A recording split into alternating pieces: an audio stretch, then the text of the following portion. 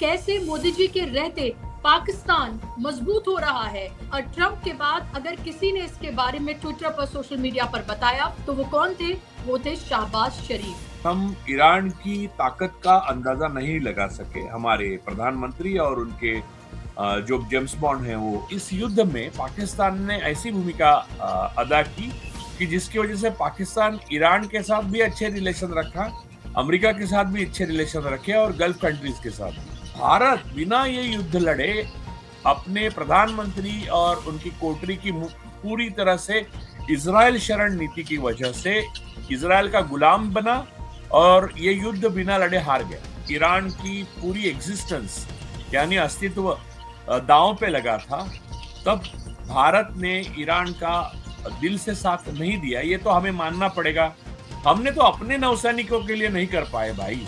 हमारे प्रधानमंत्री, हमारे 3 सेलर मरे पड़े हैं, वहां से ला नहीं सके, उनके डेड बॉडीज नहीं ला रहे अमेरिका के डर से। क्योंकि अगर कोई फादर है और हमारा देश मदर है तो इसका मतलब क्या होता है, इसका सेक्सुअल मतलब क्या होता है? यानी ये बहुत गलत है। 2026 आते आते हम एक इनसिग्निफिकेंट कंट्री के रूप में एशिया में जी रहे हैं। हमारे पड़ोसी सारे देश हमसे आगे जा चुके हैं और वहां पाकिस्तान ने एक तरह से विदेश नीति में हमसे आगे जा चुका है। चाइना तो उनके साथ है ही, अब अमेरिका और ईरान भी उनके साथ है। ईरान की जीत मतलब चाइना, रशिया, पाकिस्तान एक तरह से दोनों हाथ में लड्डू हैं पाकिस्तान के। आज हमारा अमेरिका दोस्त नहीं बॉस है।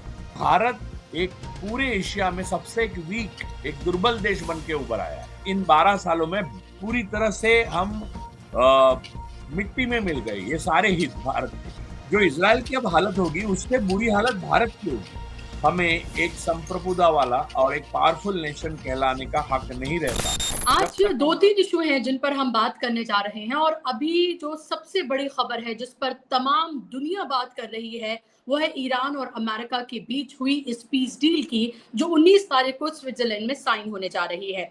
आप ये देखिए कि कैसे 105 दिनों के अंदर कैसे एक जो सुपर पावर है वो धराशाही होता हुआ नजर आया है एक ऐसे कंट्री के सामने जिसके ऊपर 40 साल से सैंक्शंस लगे हुए थे। ईरान ने पूरी दुनिया को ये बता दिया है कि अगर आप डट कर मुकाबला करें, अपने आप को तैयार करें, तो ये सो कॉल्ड वर्ल्ड पावर जो है वो कैसे घुटनों पर आ सकती हैं। अब आप ये देखिए कि जो शर्तें हैं और जिन पर साइन होने जा रहे हैं उसमें सबसे बड़ी बात यह है कि जो फ्रीज एसेट्स हैं ईरान की उनको छोड़ने जा रहा है, उनको रिलीज करने जा रहा है अमेरिका। हॉर्मूज वो कह रहे हैं ट्रंप के फ्राइडे से खुल जाएगा पूरी तरीके से और भी कई इसके पहलू हैं जिस पर हम बात करेंगे। लेकिन सबसे इंपॉर्टेंट बात यह है कि जो मोदी जी के जो दोस्त हैं उनकी इज्जत कैसे पूरी दुनिया के सामने तार तार हुई है, उनको मुंह की खानी पड़ी है। और इसराइल जो कि दूसरे दोस्त हैं मोदी जी के, जिनको थैंक यू करते वो नहीं थक रहे हैं, उनके अपने ही देश में उनकी थू थू हो रही है कि आखिर इस सब से उन्होंने हासिल क्या किया है। इन्हीं तमाम इश्यूज पर हम बात करेंगे, चर्चा करेंगे और चर्चा ये भी कि कैसे मोदी जी के रहते पाकिस्तान मजबूत हो रहा है। क्योंकि आप ये देखिए शाहबाज शरीफ ये बता रहे हैं कि वो कैसे पीस डील नेगोशिएशन उसमें लगातार उसने मेन लीड ली और ट्रंप के बाद अगर किसी ने इसके बारे में ट्विटर पर सोशल मीडिया पर बताया तो वो कौन थे? वो थे शाहबाज शरीफ। राजू जी, सबसे पहले आपकी प्रतिक्रिया, कैसे देख रहे हैं आप इसको, ईरान की इस जीत को? दूसरा, इसमें आपने याद होगा और कई बार हमारी आपसे बात हुई कि कैसे जाने जब ये युद्ध शुरू हुआ उससे कुछ घंटे पहले ही, 2-3 दिन पहले ही मोदी जी इजराइल गए थे। तो एक तरफ तो ये देखिए कि उनके दोस्त जो हैं जिनको वो दोस्त कहते नहीं थक रहे, उनका क्या हश्र हो रहा है, और दूसरी तरफ आप ये देखिए कि पाकिस्तान कितने इंपॉर्टेंट रोल में यहां पर आ गया है। ये रोल भारत भी निभा सकता है। या बुशरा जी, ऐसा है कि ये ईरान के साथ पीस डील जो होने जा रहा है यूनाइटेड स्टेट्स ऑफ अमेरिका का, उसके कई पहलू है और उस पहलू का हमें अगर सही तरीके से आकलन करना होगा। अगर नहीं करते हम तो भारत के लिए बहुत मुश्किलें पैदा हो सकती है और वो हो चुकी है ऑलरेडी। क्योंकि हम ईरान की ताकत का अंदाजा नहीं लगा सके। हमारे प्रधानमंत्री और उनके जो जेम्स बॉन्ड हैं वो और उनके साथी जो कोटरी है उनकी वो और आरएसएस।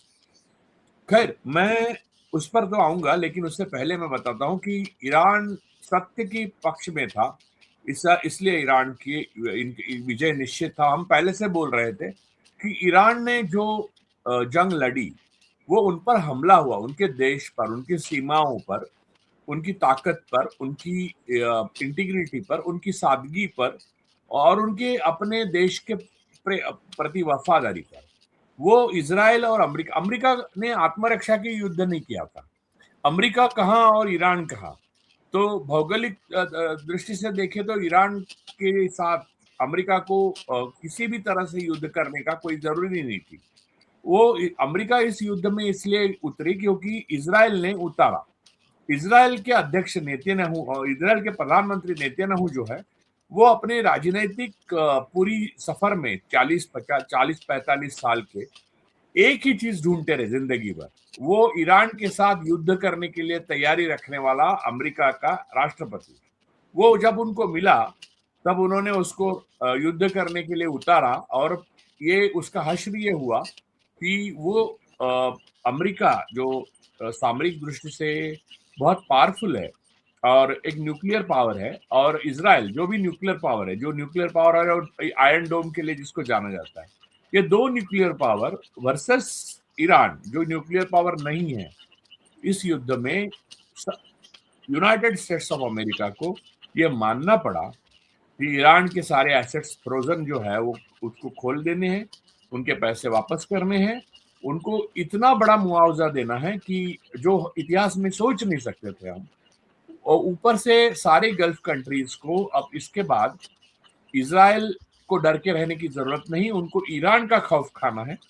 और अमेरिका ने जो मध्य पूर्व में यानी हमारे वेस्ट एशिया में जो अपना बेड़ा जमाया था, वो अमेरिका ने खुद अपने विचारों से, अपने इस युद्ध के बाद अपने पीस डील्स के उससे वो अब उठ जाएगा और ईरान के पूरी युद्ध के बाद ईरान की जो छवि है उसके अनुसार गल्फ कंट्रीज को अब बिहेव करना पड़ेगा। तो ईरान को पूरी तरह से ध्वस्त करने के लिए इजराइल ने जो जंग छेड़ी थी, उसे ईरान को सुपर पावर बनाया, दो न्यूक्लियर स्टेट के आगे उसे एक ताकतवर शक्ति के रूप में उभारा। उसने जीत हासिल की एक तरह से, नैतिकता से भी और युद्ध में भी। तीसरी सबसे इंपॉर्टेंट बात, इस युद्ध में पाकिस्तान ने ऐसी भूमिका अदा की कि जिसकी वजह से पाकिस्तान ईरान के साथ भी अच्छे रिलेशन रखा, अमेरिका के साथ भी अच्छे रिलेशन रखे और गल्फ कंट्रीज के साथ भी।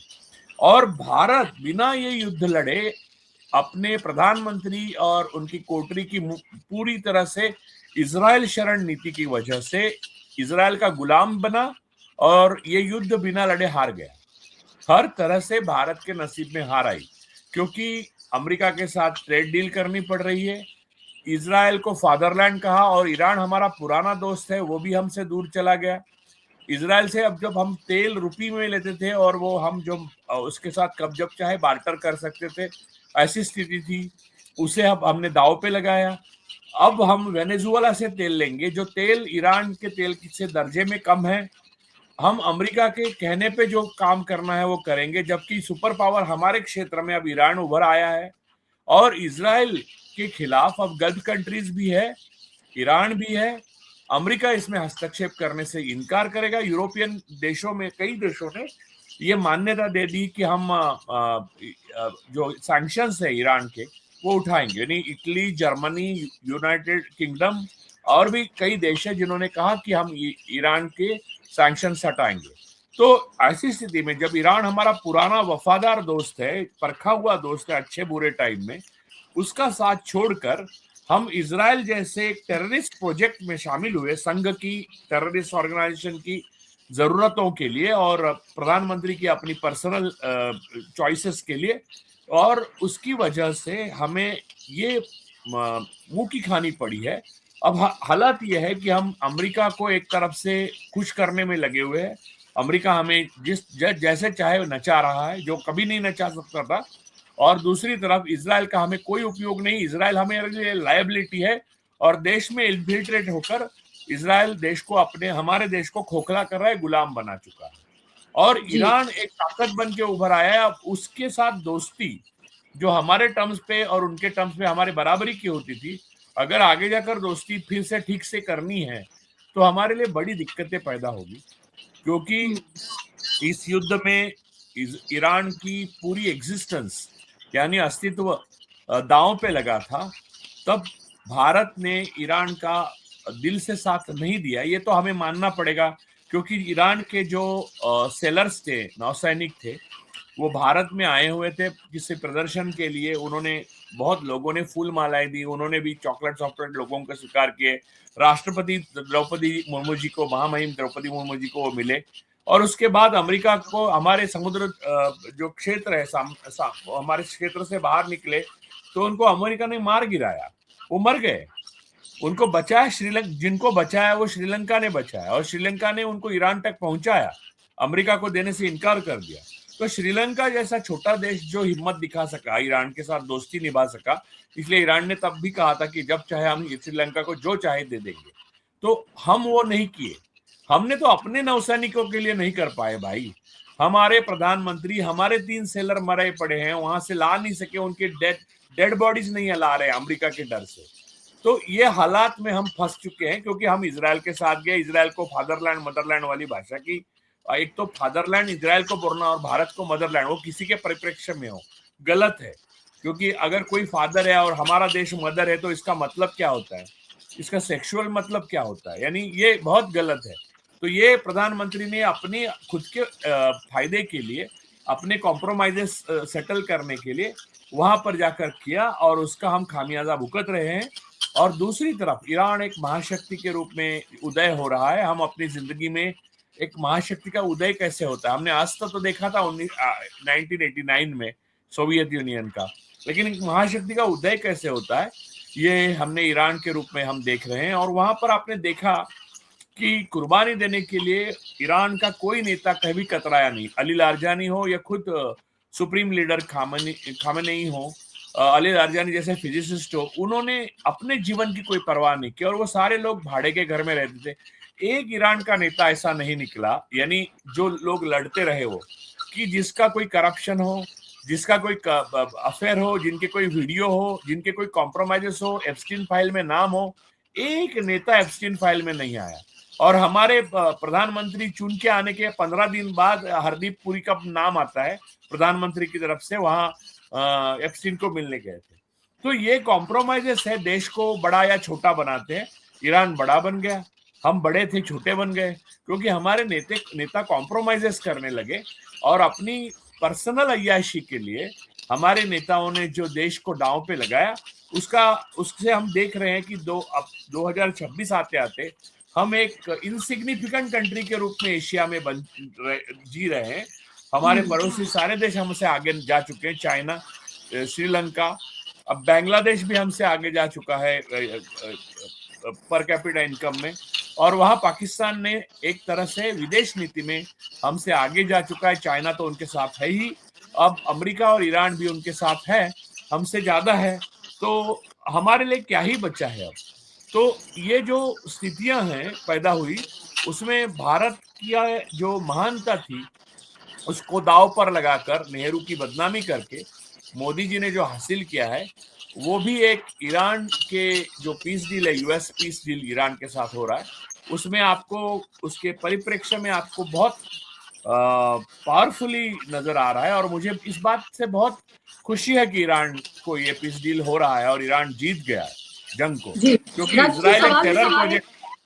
जी, सवाल मेरा आपसे ये है कि ये पीस डील हो रही है, जाहिर सी बात है इतने दिनों में हमने 105 110 दिनों में हमने ये देखा कि कैसे एक जिसको सैंक्शन कंट्री कहा जाता था, जिसको बिल्कुल साइडलाइन किया गया था, अब उसका शुमार सुपर पावर्स में हो रहा है, क्योंकि उसने एक सुपर पावर को हराया है, घुटनों पर ला दिया है। मेरा सवाल ये है, एक भारतीय होने के नाते मेरे जहन में ये सवाल जरूर आता है कि जो रोल पाकिस्तान ने निभाया, क्या वो हिंदुस्तान नहीं निभा सकता था? दूसरा मेरा सवाल, क्या गलत टाइम पर गलत साइड जो चूज की गई है वो क्यों, और इसका नतीजा आगे भारत के लिए क्या हो सकता है? ग्लोबल साउथ का हम हिस्सा ग्लोबल नॉर्थ के साथ हम खड़े न सिर्फ खड़े नजर आ रहे हैं, बल्कि इतनी बेशर्मी यहाँ पर लगती है कि वो सेलर्स ये कहते हुए नजर आ रहे हैं कि सिर्फ भारतीय जहाजों को निशाना बनाया जा रहा है। हम नहीं कह रहे, बल्कि वो सेलर्स कह रहे हैं। वो कह रहे हैं कि एक सेलर की बॉडी यहाँ पर है और वो 3 दिन से ऐसी पड़ी हुई है, हम उसका कुछ नहीं कर पा रहे, ऐसा क्यों हमारे साथ हो रहा है? और कौन निशाना बना रहा है? अमेरिका निशाना बना रहा है। मोदी जी फ्रांस में हैं, वहाँ पर वो नाच गाने का मज़ा ले रहे हैं, यहाँ पर जान जा रही है।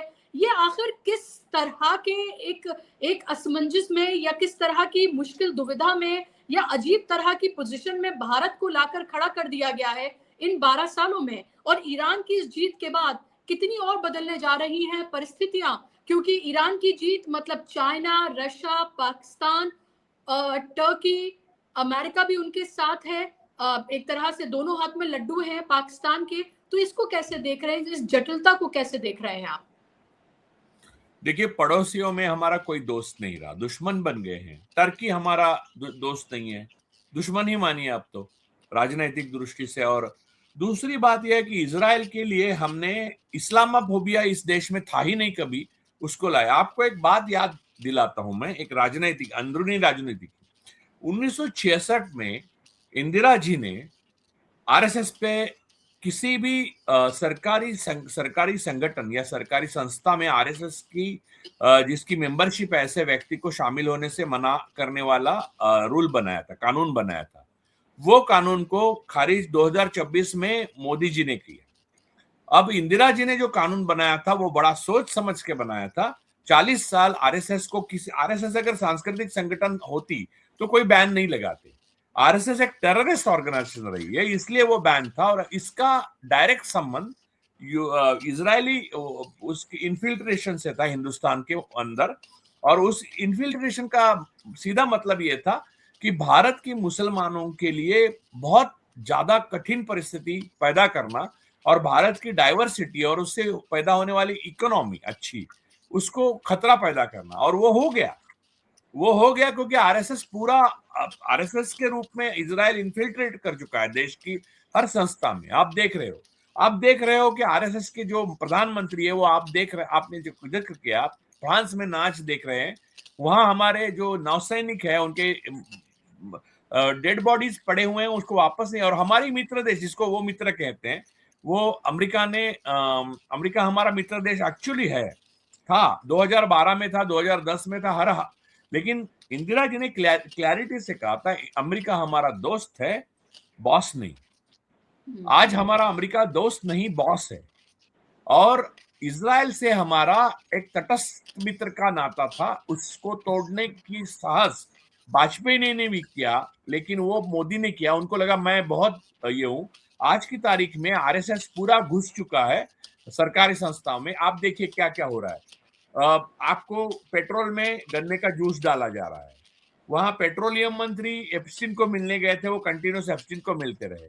वहां आपके एजुकेशन मिनिस्टर, वो एक भी एग्जाम ठीक तरह से नहीं ले पा रहे हैं।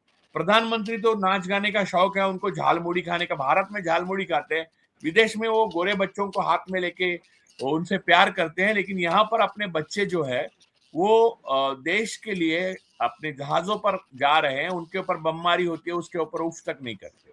ये आरएसएस के सपूत है सारे जो राज्य करे हैं। तो आप समझिए इंदिरा जी ने कितना सोच के बनाया था रूल को। उसको तोड़ने का नतीजा यह है कि भारत एक पूरे एशिया में सबसे एक दुर्बल देश बन के उभर आया है। 12 सालों में हमने देश के हितों को कॉम्प्रोमाइज करके व्यक्तियों के हितों को ऊपर रखा। 4 लोगों को ये हित के लिए पूरा देश बलि चढ़ रहा है आज की तारीख में। दूसरा, हमने इजराइल का इन्फिल्ट्रेशन किया, इसलिए हमने इस्लामोफोबिक देश बनाया, जो ज्यादातर इस्लामोफोबिक है नहीं, लेकिन हमें बर्ताव इस्लामोफोबिक सार्वजनिक जीवन में करने पे बाध्य किया जा रहा है। और ना ही सिर्फ इस्लामोफोबिक, सिखों पे, क्रिश्चियंस पे, हर दलित पे, हर पिछड़े, आदिवासी, जल, जंगल, जमीन, इस देश के नागरिक का जो भी हक है उसको सरकार एक तरफा अपनी तरफ से जंग में झोंक रही है। और जो अमन पसंद और संविधान पसंद लोग हैं उनके खिलाफ एक तरफा जंग छेड़कर इस देश को साइकोलॉजिकल गाजा में परावर्तित कर चुके हैं। ये सारी चीजें जो हुई, उसके बैकग्राउंड में ईरान की जीत बहुत मायने रखती है, क्योंकि ईरान की जीत की वजह से इजराइल अब प्रतिशोध की भावना से लेबनान जला रहा है, गांव जला रहा है। इजराइल ने पूरी अपनी जीवन यानी प्रोजेक्ट इजराइल के लाइफ स्पैन में उन्होंने दूसरे देशों को जलाने की, दूसरे बच्चों को मारने के सिवाय यही किया है उन्होंने। इन 12 सालों में पूरी तरह से हम मिट्टी में मिल गए ये सारे हित भारत के। हमें भारत के हित चाहिए, मोदी जी और उनके मित्रों के हित नहीं। मोदी ये भारत नहीं होते। तो ये जो भारत के संप्रभुता, भारत के लोगों का हित, भारत का जल जंगल जमीन और भारत की डाइवर्सिटी, उसको चुनौती देने वाली जो जो ताकतें हैं, अंदर ताकत है आरएसएस और बाहर इजराइल, उसको आगे बढ़ने का मतलब है भारत को पूरे एशिया में पावरफुल देश से एक दुर्बल देश बनाना, और वो बनाया है मोदी जी ने। और ईरान एक महासत्ता के रूप में उभरने की वजह से इस चीज को अब अलग तरीके से देखा जाएगा पूरे उस परिप्रेक्ष्य से, क्योंकि अब गल्फ कंट्रीज के साथ हम वैसे नहीं रह सकते। गल्फ कंट्रीज अब वही सुनेगा जो ईरान कहेगा, तब हम क्या ही करेंगे। अब ईरान याद तो रखेगा, लेकिन खैर वो ईरान को ये मालूम है कि हिंदुस्तान की जनता उसके ईरान के साथ रही है। हिंदुस्तान की अभी की सरकार जो आवाम जो है वो उनके साथ समस्या पैदा कर रही है। जी, बिल्कुल आपने देखा होगा कि एस जयशंकर बैठे हुए थे और कैसे वो बता रहे थे कि रशिया का जो सैंक्शन ऑयल है वो पहले मना किया, और अब देखिए अमेरिका ने लेने के लिए कहा तो हमने वो लेना शुरू कर दिया, तो इकोनॉमी में हम कितना कंट्रीब्यूट कर रहे हैं। वो कैसे अपनी हार, शर्म और इस सब को भी किस बेशर्मी से बैठकर बता रहे थे वो हमने देखा। और लगातार हमने देखा कि अमेरिका अपनी टर्म्स को किस तरह से डिक्टेट करता हुआ नजर आया। आज वही अमेरिका घुटनों पर है, आज वही अमेरिका बेचैन बेकरार कि कैसे ईरान उसके जो शर्तें तय हुई हैं उन पर सिग्नेचर कर दे, ताकि वो झूठे के लिए ही सही वो कह दे कि देखिए युद्ध खत्म हो गया। लगातार वो एयरफोर्स खत्म, आर्मी खत्म, ये करता रहा, लेकिन कुछ नहीं। ईरान ये बता रहा है कि हमारी टर्म्स एंड कंडीशंस पर ये सब कुछ हो रहा है और आने वाले 60 दिन बेहद महत्वपूर्ण। दो क्या आपको लगता है सबसे बड़े प्लेयर अमेरिका के बाद, क्या जिनकी हार हुई है, जिनके हाथ बिल्कुल खाली हैं, इजराइल, और क्या उसमें आप भारत को भी शामिल करेंगे? देखिए, एक तो सबसे बड़ी बात यह है कि अमेरिका हमारा हमेशा दोस्त रहा, लेकिन हमारे टर्म्स पे। वो बात इस बार बदल चुकी है। हम हर चीज के लिए अमेरिका की परमिशन चाहते हैं, और मोदी जी के एक मित्र हैं जो क्रोनीज हैं, उन वो भारत के लिए गले का फांस फंदा बन के अमेरिका के हाथ में गले का फांसी का फंदा बने हुए हैं। तो उनको बचाने के लिए हम बलि चढ़ रहे हैं। देश नेतन्याहू एक वॉर क्रिमिनल है, क्योंकि उन्होंने बच्चे, बूढ़े, औरतें, निर्बल, बेसहारा लोग, इनको दुनिया भर में, यानी उनके हाथ में जो जो लगा वो हथियार लेके, फॉस्फोरस लिया, जो भी लेके जलाते रहे। तो ऐसे व्यक्ति के साथ आप माय फ्रेंड करके बात करना, और उसके छोटे से देश को, जो हमारे एक राज्य से भी छोटा है, उसे फादरलैंड किसी का बताना, ये अपने आप में हमें उपदेश बनाने वाला है। उपदेश यानी सब कंट्री। तो हम इजराइल के सब खुद ही को मानने लगे तो दुनिया क्या ही करेगी। हमारा रिस्पेक्ट करने की पूरी दुनिया ने पुरजोर कोशिश की, रशिया ने की, ईरान ने की, ये समय में भी की, लेकिन एक प्रधानमंत्री है और उनके साथी जो हैं वो भारत देश का आदर दुनिया में रहने नहीं दे रहे हैं। जो इजराइल की अब हालत होगी उससे बुरी हालत भारत की होगी, क्योंकि भारत का उपयोग इजराइल को है। इजराइल का भारत को कोई उपयोग नहीं। इजराइल का उपयोग मोदी जी को लोगों के आपके फोन में पेगासस डालने के लिए, ईवीएम हैक करने के लिए, ये काम सब इजराइल करता है। मोसाद का ये सारे काम कराने के लिए उनको जरूरी, वो आरएसएस के लिए काम कर सकते हैं। भारत के लिए क्या करेगा इजराइल? कुछ नहीं। एक ड्रिप इरिगेशन छोड़ के इजराइल के पास कुछ नहीं भारत को देने के लिए। और हथियार मोदी मित्र बना रहे हैं, अभी असेंबल्ड कर रहे हैं देश में, और वापस इजराइल को ही लड़ने के लिए दे रहे हैं। तो ईरान के वॉर में जो क्रोनीज है मोदी मित्र, उनका भी बड़ा हाथ रहा है। उन्होंने हथियार सप्लाई किए हैं, और उनके नाम बहुत लंबी एक लिस्ट है उनकी। और आपको पता होगा ये यूएस के पास है, ये ईरान के पास है, ये इजराइल के पास है। तो कल अगर कुछ ये करना चाहे तो ये अमेरिका वो लिस्ट पब्लिश कर देगा। और डिटेल्स बता देगा। तो इसलिए ट्रम्प साहब ने बोला था ना कि मैं आप भारत के प्रधानमंत्री जी का राजनीतिक करियर खत्म नहीं करना चाहता बात हम्म। करके। तो वही बातें थी सारी। अब 17 तारीख को आने वाले दिनों में फ्रांस में प्रेसिडेंट ट्रम्प और प्रधानमंत्री मोदी मिलेंगे। तो आप दोनों की बॉडी लैंग्वेज देखिए, तब देखिए। अभी 17 आनी है ना, मैं अभी से बोल रहा हूँ आपको। जिस तरह से हमने अपने आप को कॉम्प्रोमाइज किया है विश्व पटल पर, उसके बाद हमें एक संप्रभुता वाला और एक पावरफुल नेशन कहलाने का हक नहीं रहता जब तक हम ये सरकार, ये प्रधानमंत्री और उनके ये साथी बदल नहीं देते। और महत्वपूर्ण बात ईरान, है। हम्म। हाँ, ईरान की जीत ये दिखाती है, अगर सत्य के लिए आप डट कर खड़े होते हो तो क्या ही न्यूक्लियर और क्या ही पावर। तो मोदी और तानाशाह और अमित शाह और ये शाह, वो सब कुछ नहीं होता सत्य के सामने।